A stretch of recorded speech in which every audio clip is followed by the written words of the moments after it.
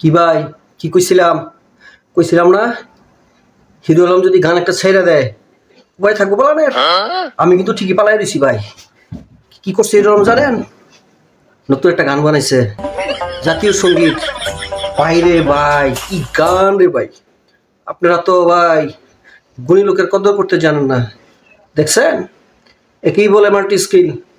দেখেন সর্বগুণের অধিকারী সে, কি গানটা বানাইছে জাতীয় সঙ্গীত। শুইনেন, বাহ!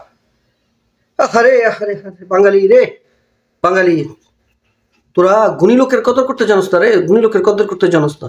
এর মতো একজন গুণী লোক বাংলাদেশ পাইছে। আগামী 100 বছরে তার মতো আর গুণী শিল্পী বাংলাদেশ পাবে কিনা সন্দেহ আছে।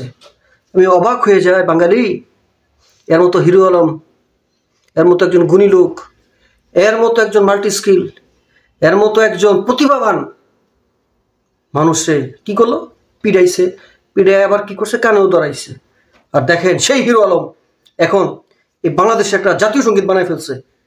কি গান রে ভাই, কারো মাথায় ঢুকে নাই, কিন্তু সে কি করছে? একটা জাতীয় সঙ্গীত বানায় ফেলছে। এই একেই বলে মাল্টি স্কিল।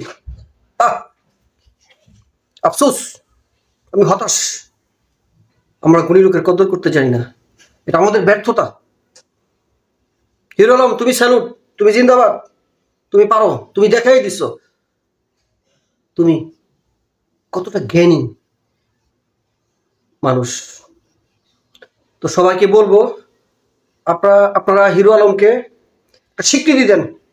এই যে জাতীয় সঙ্গীতটা গাইছে, এই জাতীয় সঙ্গীতের একটা স্বীকৃতি দিয়ে দেন। বাংলাদেশের গ্রামে গঞ্জে শহরে বন্দরে যেখানেই এই গানটা যেন বাজে। আপনারা গানটা শুনেন, আমি কয়েকটা লাইন আপনাদেরকে শোনাচ্ছি। স্বাধীন দেশে স্বাধীন হতে যাচ্ছি মা, রাজপথে তোমার দুয়ার সঙ্গে দিও মা। আই এম হিরো আলম, লাগাই মলম।